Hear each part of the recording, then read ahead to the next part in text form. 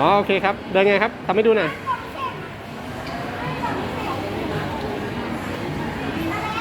เดินเร็วเดินเลยครับอ้าวอ้าวอ้าวอ้าว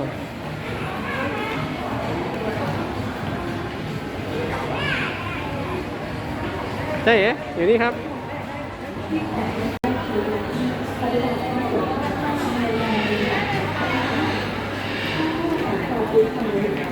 ห้ามแหวนหรือของขัดขวางยกเว้นขัดที่มีเจ้าหน้าที่ดูแล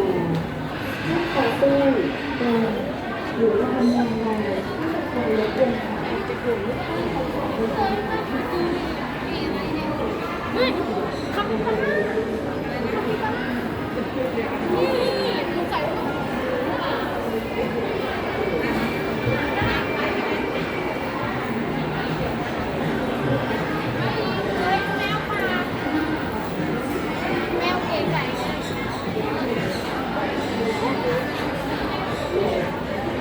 น้องมาปอดูอะไรครับ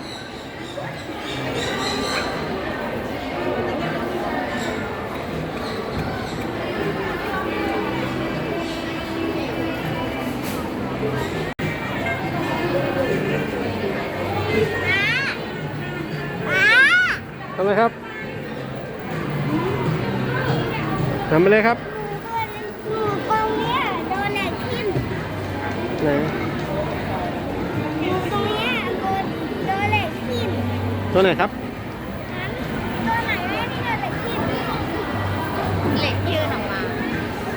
แล้วตรงไหนชี้ให้ดูหน่อย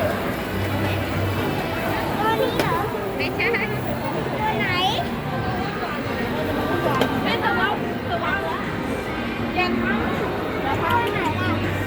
ไม่ให้ดูสักครั้งคนที่เห็นว่าเราปล่อยออกไปเฮ้ยไม่ได้นะยิงมานี่เอ้ย